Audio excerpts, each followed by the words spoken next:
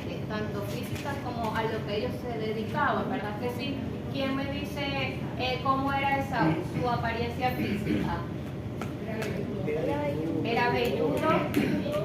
¿Cómo era el color de su cabello? Rojizo, muy bien. Y se está golpeando. Ay, eso no se vale, ¿verdad? ¿Y a qué se dedicó? A la casa, muy bien. ¿Y quién como que se inclinó más a favorecer a Esaú porque comía de su casa? No, su papá. ¿Cómo se llamaba? Muy bien. ¿Y Jacob cómo era su característica física? Muy bien. ¿Y cómo era él? ¿Está más pegado con mami o con papi? Con mami. Con mami, ok. Dice la palabra que él le gustaba habitar en tiendas y por lo que vemos también le gustaba cocinar, ¿verdad que sí? Bueno, quedamos en el punto de que tenemos que ser muy responsables a la hora de tomar decisiones, porque las decisiones pues nos van a traer consecuencias, depende de nuestras decisiones. Y hablamos de que Jacob engañó a su papá y lamentablemente esto estuvo mal, aun cuando Dios había dicho que él era el escogido para continuar esa línea de generaciones que iba a llegar hasta la persona de Jesucristo. Pero a veces nosotros, Dios nos da una promesa o nos dice algo, queremos que se cumpla a nuestra manera. Y eso está mal, tenemos que esperar el tiempo específico de Dios y la manera en la que Dios lo va a hacer. Porque si Dios lo dijo, Dios lo va a hacer. Amén. ¿Lo creemos? Amén. Bueno, debido a esa mala decisión, hubo como que una ruptura en la familia. Imagínense cómo se sentía el padre, ¿verdad? Cómo se sentía Isaac al sentirse burlado por su esposa y por su hijo. Cómo se sentía Esaú al sentir que su hermano le había robado lo que era de él. Y cómo se sintió también Rebeca, que tuvo que enviar a su hijo a vivir lejos, a tierra de Aram, de donde Dios había sacado a Abraham. Porque ahí en Aram vivía Labán. Y le estoy contando todo esto porque ya vamos a entrar a esa historia. Ahí vivía Labán, que era hermano de Rebeca. Y si era hermano de Rebeca, que era de Jacob, hijo. Muy bien. Dice la palabra que su mamá le dice, vete, o sea, para que no haya una desgracia, para que tu hermano no te mate, y habita allá con tu tío Labán. Pásala. Ok, y es donde vamos a entrar y vamos a empezar la clase de hoy con la descendencia de Israel, que Jacob también, como les dije en la clase pasada, Dios le cambió el nombre y le colocó Israel. De ahí es que se empieza a llamar el pueblo de Israel. Con la descendencia de Jacob, vamos a ver, ¿verdad?, que cuando él está en Aram y llega que su tío le dice, tío, aquí estoy, vengo, claro, ponte a trabajar. Pero él se enamoró de una vez de una bella joven que se llamaba Raquel. Él la vio y eso fue como que amor a primera vista, flechitas y qué bonita que es. Y el tío le dijo, bueno, tú la quieres, chévere, pero tienes que trabajar, gánatelo con esfuerzo. Y él dijo, claro, yo trabajo por esta hermosura, no tengo ningún problema. Los primeros 7 años que empieza Jacob a trabajarle a Labán, su tío. Y pasaron esos 7 años, dice la palabra. Y cuando esos 7 años pasaron, el hombre dijo, ahora sí me voy a casar con la que yo amo, esa. Y la noche que le correspondía que le entregaran a la mujer, lo engañaron, como él había engañado también a su padre. Y lamentablemente le dan a la que él no quería, pero los planes de Dios son perfectos. ¿Saben qué? La que Dios había elegido para que se fuese matriarca y de ella siguiera esa línea hasta llegar a Jesucristo, era Lea. Y Jacob no le gustaba Lea, le gustaba era Raquel. Esto nos habla a nosotros de que no siempre es lo que nosotros queramos o lo que a nosotros nos gusta, sino que, Señor, ¿cuál es tu voluntad? ¿A cuál fue la que tú elegiste? Y ahí vamos a ir bien, pero a veces nos dejamos llevar por lo que nos gusta, amor a primera vista, que bella ella es, pero no preguntarle al Señor, Señor, si de mí vas a hacer una gran descendencia, ¿cuál mujer tú elegiste para que fuese mi ayuda idónea? Sin embargo, Labán, después que él va a reclamarle, mira, te pasaste, tío, te he trabajado 7 años y me venís a engañar, no, esta no fue la que yo te pedí. Él viene y le dice, bueno, trabajame 7 más y te doy la otra. ¿Sabes por qué? Porque Jacob, Dios estaba con él y toda la obra de sus manos era bendecida. Y este hombre, Labán, había sido muy bendecido y su ganado, todo había prosperado gracias a que Dios estaba con Jacob. Y él dijo, no importa, te doy la otra y ojalá tuviera más hijas para que seguirme trabajando. Dice la palabra que Jacob dijo, bueno, está bien, te trabajo 7 años más. Miren, 14 años y aún dice la palabra que a él le pareció poco. O sea, imagínense eso. O sea, el hombre estaba enamoradísimo, ¿verdad? 14 años y a él le pareció que eso fue poco por la mujer que él amaba. Cuando le dan la otra, bueno, feliz, así es la que yo quiero. Pero ahora tenía 2 esposas y cada una de sus esposas tenía una sierva. Vamos a mirar allá en aquella lámina. Lea le da los primeros 4 hijos de Jacob, que son Rubén en ese orden, Simeón, Leví y Judá. Esos son los 4 primeros, los mayores. Luego Raquel se da cuenta que es estéril y ella se entristece, mi hermana sí, eso era una rivalidad y tremenda. Y dice Raquel, bueno, Jacob, te voy a dar a mi sierva, presten atención, Bila. Bila era sierva de Raquel. Porque yo no puedo tener hijos, y bueno, que de ella tengas descendientes. Y salen o nacen los otros hijos de Jacob, que son Dan y Neftalí. Estos 2 van después de Judá. Después de Judá, Dan y Neftalí. Viendo Lea que ya ella no daban a luz más hijos, dijo que me voy a copiar de la idea de mi hermana. Si ella le dio la sierva, yo también tengo una sierva, entonces le voy a dar una sierva. Y eso era una tremenda locura, pero bueno. Yo digo, ¿sabes? Dios mío, Señor, ¿cómo sería esta convivencia allí, verdad? Ay, Dios santo, no quisiera estar ahí en ese mes, en esa línea de fuego. Entonces dice, yo también te doy a mi sierva, Bila. Si yo le pregunto, Silpa era sierva de cuál de las 2 esposas? De Lea.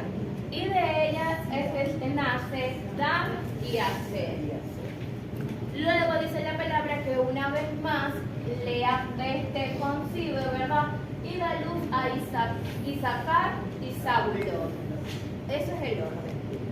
Y finalmente Dios se acuerda de Raquel y dice, bueno, tranquilo, usted sabe que yo les paso esa lámina, no se preocupen. Dice Dios, bueno, también voy a que Raquel tenga hijos, y tiene a José. Y ya al final de su vida, pues tiene a Benjamín quedándolo a luz. Lamentablemente ella fallece. ¿Por qué? Porque Dios no la había elegido a ella. Lamentablemente Dios había elegido a él. Entonces, y usted dirá, hermano, ¿por qué usted dice que Dios eligió fue a Lea? Miren los hijos de Lea. Y díganme, el rey David, ¿de qué tribu era? Judá.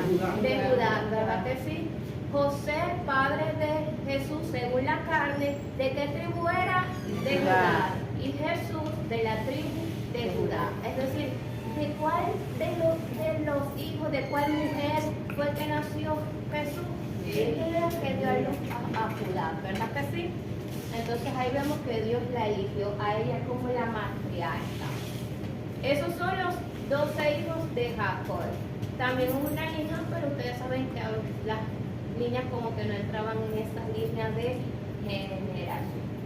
Ok, de estos 12 hijos, José fue aborrecido por sus hermanos, quienes lo vendieron a unos mercaderes ismaelitas y estos los llevaron a Egipto como esclavos. ¿Quién tiene la primera cita? Que es Génesis 37, 27 y 28.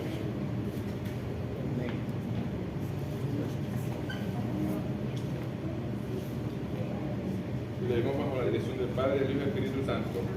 Venid y vendémosles a los amelitas, y no sean nuestras manos sobre él, porque eres nuestro hermano. Nuestra propia carne. Perdón, sino que me están llamando. A nuestra propia carne, y su hermano convinieron con él, y cuando pasaban los madianitas mercaderes, sacaron ellos a José de la cisterna y le trajeron arriba y le vendieron a los ismaelitas por 20 piezas de plata, y llevaron a José a Egipto. Amén. Muy bien. Entonces ahí podemos ver de que los hermanos no aborrecían a tal punto de que dijeron, vamos a matarlo, lo echaron en una cisterna. Por voluntad de Dios, un hermano, Judá, se levanta y dice, miren, no lo matemos, no lo podemos matar. ¿Por qué él decía esto? Ay, porque si era bueno este hermano. No, había un plan de Dios con la vida de José también. Y mientras haya planes y hay propósito, hermanos, va a haber vida. Entonces, ¿qué pasa? Que a José lo venden. Pero aquí también entramos en el punto de que Jacob amaba mucho a José. Y eso levantó también la ira, el enojo, la envidia de sus hermanos. En clase pasada decíamos como padres hay que ser equitativos al momento de dar amor, no podemos como que inclinarnos más hacia un lado que hacia el otro, porque eso puede causar heridas en el corazón de nuestros hijos, ¿verdad que sí? Y rivalidad, riñas entre ellos. Entonces, a la luz de la palabra estamos viendo que de esos 12 hijos, José es vendido y es llevado ¿a dónde? A Egipto. Muy bien. Había un plan en todo esto. Dice la palabra que José era soñador y antes de ser vendido, Dios le había dicho que él iba a estar como príncipe sobre sus hermanos y que aún sus hermanos se iban a postrar delante de él. Y yo me imagino a José, imagínense ustedes a José con sueños, con promesas de Dios, pero en una cisterna. Con sueños, con promesas de Dios, pero esclavizado, yendo a una tierra desconocida como un esclavo, cuando él era un hombre libre, cuando tenía tantas bendiciones en la casa de su padre. Eso es como para decir, Dios mío, ¿dónde quedó la promesa que me diste? Dios mío, ¿qué pasó? Que yo iba a ser señor de mis hermanos. No, eso es mentira. Si mira cómo, o sea, mis hermanos me han tratado a mí, todo lo que estoy pasando a causa de ellos. Ustedes saben la historia, saben todo el proceso que pasó José en Egipto. Fue todo difícil, pero aún así Dios siempre estuvo con José y siempre lo prosperó y lo bendijo. ¿Saben por qué? Cuando uno es fiel a Dios, en el lugar donde usted esté, sea cual sea la casa de Potifar, como un esclavo, sea en una prisión, habiendo sido juzgado, habiendo sido tratado como un violador y él no había hecho nada, aún en la prisión dice que Dios estaba con José y que lo hacía prosperar. Todo lo que él hacía con sus manos prosperaba. Aún la cárcel estaba bella, resplandeciente. El encargado de la cárcel le dejó todo a José. Mira, no, encárgate tú porque es que lo haces tan bien que yo confío en ti. Y aún en la cárcel había propósito. ¿Ustedes saben la historia del panadero y el copero? La interpretación del sueño de José se cumplió tal cual José lo dijo. El copero vuelve a su puesto y el panadero, usted sabe lo que le pasaron, ¿verdad? Muy bien. Pero ¿saben qué llama la atención? Y yo quiero que ustedes aprendan a meterse en la historia y decir el por qué. El copero es restituido en su puesto, pero José le dice, cuando tú seas restituido en tu puesto, acuérdate de lo que yo te estoy diciendo. Háblale al faraón de mí para que a mí me saquen de esta prisión.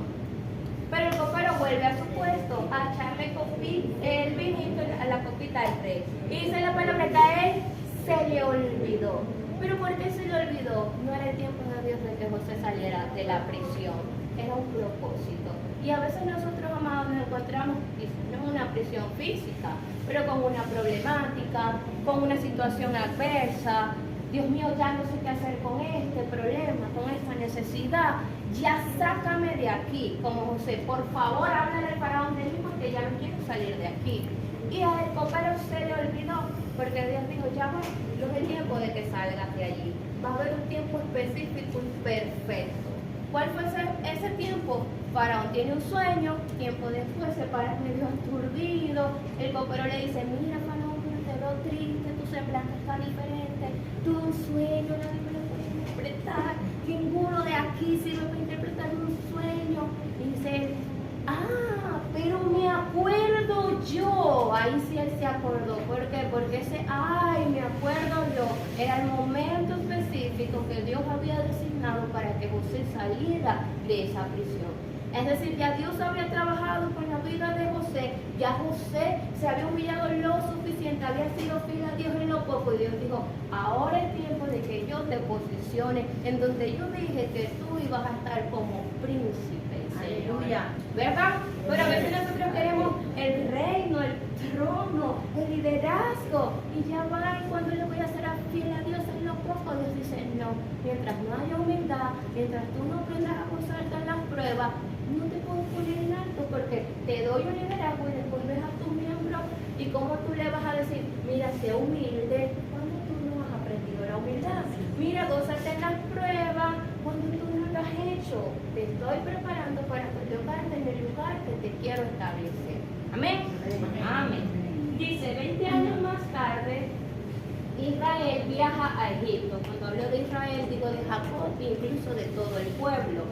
Viaja a Egipto. Debido a una gran hambre, Jacob, sus hijos, todos deciden establecerse en Egipto, aceptando la invitación de José, quien para ese entonces ya era el gobernador de Egipto. Ustedes saben, después de interpretarle el sueño al faraón, el faraón lo pone como príncipe, se cumplió el sueño que Dios le dio 20 años más tarde, miren. Se cumple el que él está gobernando en Egipto como príncipe, como señor. Todos los que tenían hambre venían a él a buscar alimento, y cuando sus hermanos vienen a buscar alimento, se humillan, Señor, venimos a comprar alimento, véndenos alimento. No reconocieron a su hermano, pues habían pasado 20 años, ya no era un jovencito de 17, su apariencia física había cambiado, el atuendo de los egipcios es muy diferente, ojos pintados así, cositas aquí, pulseritas, todo el pecho descubierto, mientras que los hebreos no se vestían así, sino sus túnicas, ¿verdad? Entonces no lo reconocieron y se postra. Imagínense el corazón de José al decir, mi sueño se está cumpliendo, la promesa de Dios se está cumpliendo, pero cuánta fe tuve que tener mientras estaba en casa de Potifar, mientras estuve en la cárcel, para que este día llegara. Amén. Entonces la invitación siempre es a creer en Dios y a creer que Dios lo puede hacer, aunque veamos el panorama gris, azul, negro. Si Dios dijo rosa, se va a poner rosa. Amén. Amén. Gloria a Dios. Después que Jacob y toda su familia va a vivir en Egipto, dice la palabra que al principio ellos fueron tratados bien. José era el gobernador, pero muere Jacob, muere José, todos sus hijos, nace otras generaciones, incluso Faraón ya muere, se levanta otro Faraón que no conoce a José, y empieza lo que es la esclavitud. La esclavitud está en Éxodo capítulo 1, eso no lo vamos a leer, pero en el capítulo 1 nos habla, ¿verdad?, de cómo el nuevo faraón dijo, estos hebreos son muy bendecidos por Dios. Mire, usted y yo somos bendecidos por Dios. Y el mundo, aunque no lo diga y le guste criticar, sí que es cristiano, pero saben que somos bendecidos. Y a veces dicen, esos cristianos somos Dios locos, se gozan la mira, nos buscan a Dios cuando peor están. Claro, porque si es nuestra fuerza y nuestra ayuda, ¿a quién vamos a buscar cuando peor estamos? A Dios, ¿verdad que sí? Entonces, el pueblo era tan bendecido que el faraón dijo, estos hebreos se están multiplicando demasiado, en cualquier momento nos agarran de esclavos a nosotros los egipcios y se quedan con nuestra nación y con todo. Vamos a colocarle duras tareas, vamos a hacerle presión para que ellos entiendan que son unos intrusos acá. ¿Alguien tiene Éxodo 1, 11 al 14? ¿Por allá? Léalo. Entonces pusieron sobre ellos comisarios del tributo, que los molestaban, los cesaran y edificaron para Faraón las ciudades de almacenaje de Pitón y Ramás. Pero cuando más los vivían, tanto más se multiplicaban. Decían de manera que los egipcios temían a los hijos de Israel. Y los egipcios hicieron servir a los hijos de Israel con dureza. Y amargaron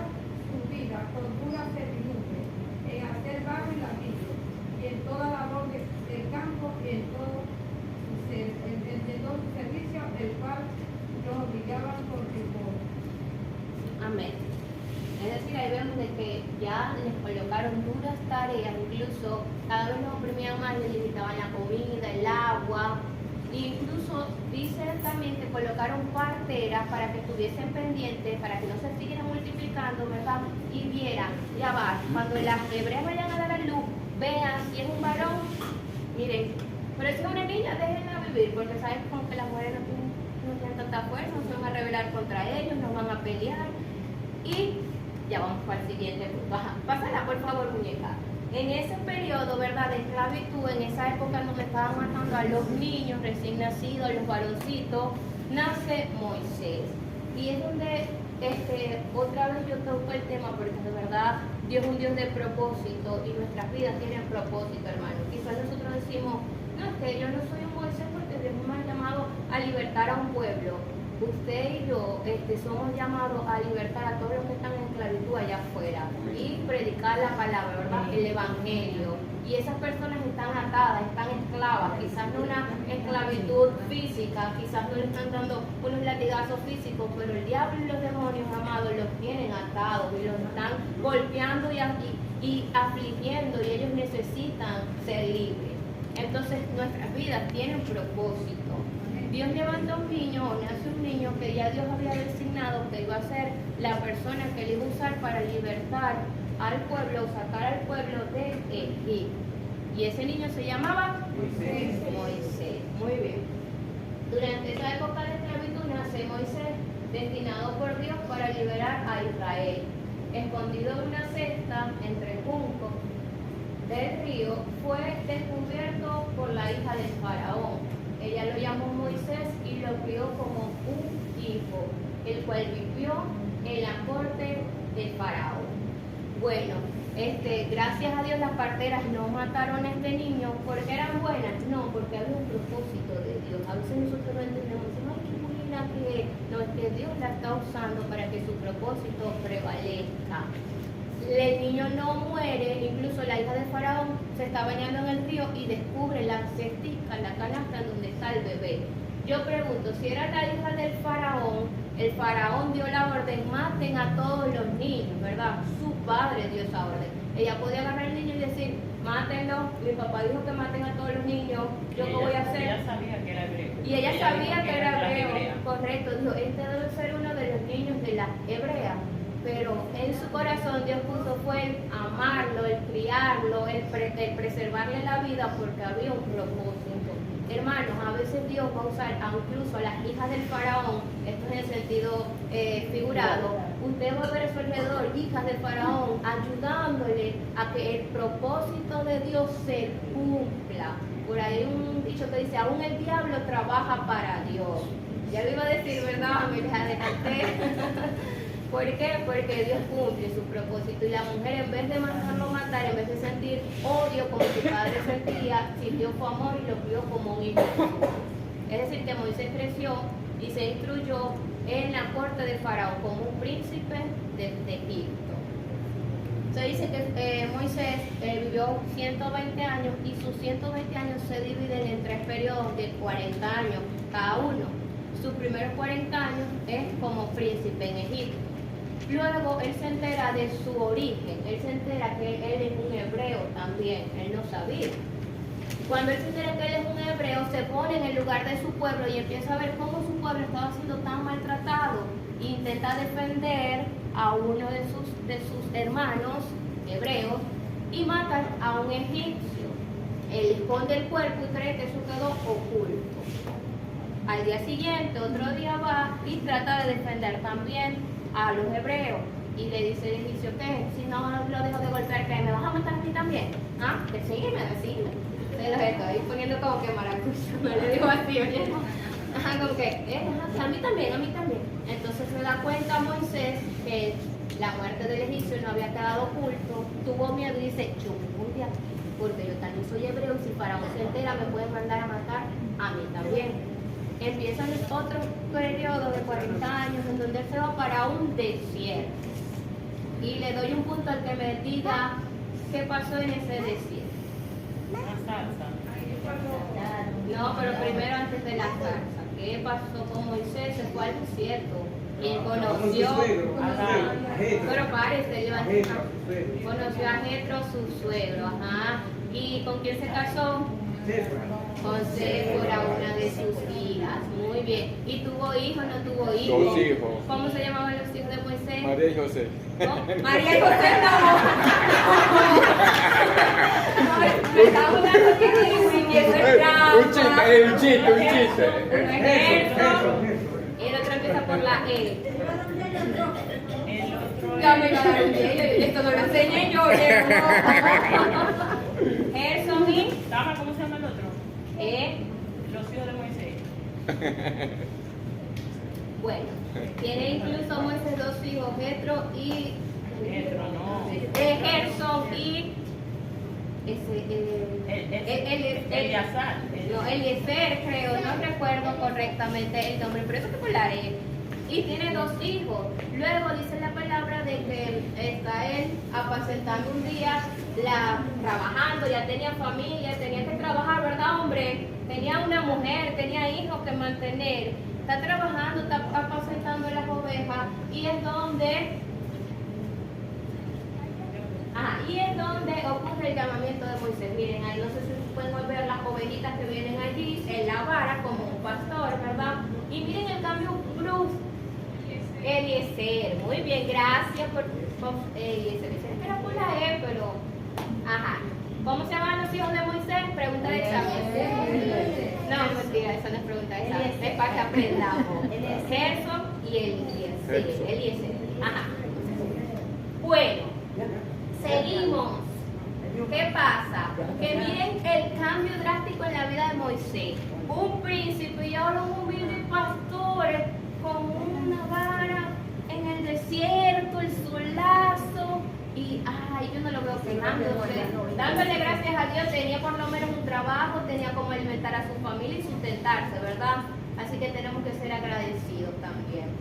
Ahí tiene un encuentro con el Señor, una zarza ardiendo y dice, ya va, ¿qué es eso? Porque no se apaga. Está bien quizás que el fuego queme una planta, estamos en el desierto, el sol, las altas temperaturas, ¿verdad que sí?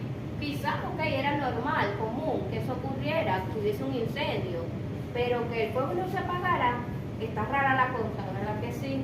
Porque no era cualquier fuego, era la presencia de nuestro amado Dios, que estaba llamando a Moisés, así como llamó y habló a nuestras vidas. Y quizás al principio no lo entendíamos. ¿Quién me está llamando? ¿Quién me está invitando a la iglesia? Era esa llama, así como esa llama estaba llamando a Moisés. Dice la palabra, esto está en el capítulo 3 para que ustedes en casa lo lean con más tiempo, más detallado. Incluso parte del capítulo 4 también habla de ese llamamiento. Pero Moisés estaba tipificando a Cristo. Y ustedes dirán, mi alma, ¿por qué a Cristo? Porque Moisés fue elegido para libertar al pueblo de Egipto. Egipto representa el pecado, el mundo, la esclavitud. Y Cristo, exactamente eso fue lo que vino a hacer, a libertarnos a nosotros, no de una esclavitud física, pero sí de una esclavitud espiritual. ¿Se recuerdan el tiempo de la inocencia? El hombre pecó y espiritualmente murió. ¿Verdad que sí? La relación con el Padre se había roto, estábamos condenados a la muerte eterna. En su infinita misericordia Dios dijo, ya va, Génesis 3:15, de la simiente de la mujer voy a enviar un Salvador. Después le dice a Abraham, ya va, de tu simiente voy a sacar al Salvador. Por supuesto, no, un hombre por poder engendrar necesita la ayuda de una mujer, ¿verdad? Y por eso que estaban las matriarcas también. Y después le dice a Isaac y Jacob, mira, de tu simiente y de tu simiente, y sigue hablando de la simiente y de la simiente, porque era hasta llegar a Jesucristo. Incluso cuando Dios llama a Moisés, le dice, me he acordado del pacto que yo hice con Abraham, con Isaac y con Jacob, y yo de este pueblo va a salir el Salvador. Por eso es que necesito, Moisés, que te actives porque los voy a sacar de Egipto. Y Dios dice, necesito, iglesia, que se activen porque hay muchas personas que necesito sacar de Egipto. Amén. Gracias.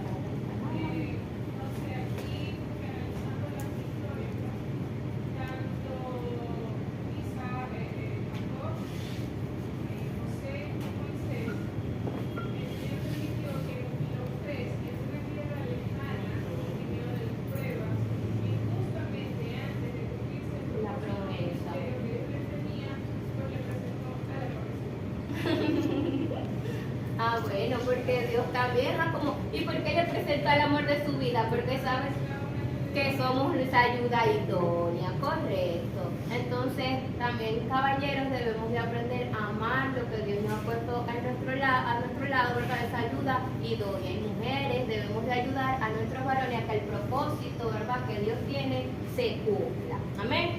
Siguiendo el ejemplo de nuestra hermana Rebeca, que está buena su participación. Ok, entonces como decíamos, Moisés estaba como que tipificando lo que iba a hacer el Señor Jesús, que iba a hacer librarnos a nosotros del pecado y de la esclavitud. ¿Qué dice la palabra? Que Jesús cuando murió descendió a lo profundo del abismo y le quitó las llaves al Hades, a la muerte, y dijo: ustedes no se van a enseñorear más de mis hijos, ya ellos no van a ser más esclavos. Ahora conoceréis la verdad y la verdad os hará libre. Todo el que me confiese como su único y suficiente Salvador ya no es más esclavo del pecado ni del mundo, ni la muerte tiene poder sobre él. Entonces le damos gracias a Dios por ese sacrificio. Después de una larga disputa con el faraón, Moisés, con la intervención divina, con la ayuda de Dios, porque miren, siempre es nosotros con la ayuda de Dios. Si decimos, Moisés liberó al pueblo, wow, Moisés el superhombre. No, Dios usó a Moisés para liberar al pueblo. Moisés fue un simple instrumento, amado. Y eso es lo que somos usted y yo, simples instrumentos en manos del Señor.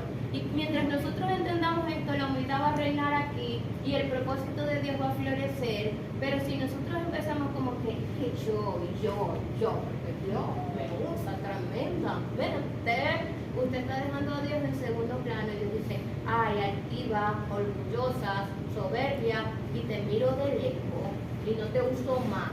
Entonces aprendamos siempre la humildad. Este hombre, Moisés, fue con la intervención de Dios que pudo sacar al pueblo de Israel de Egipto.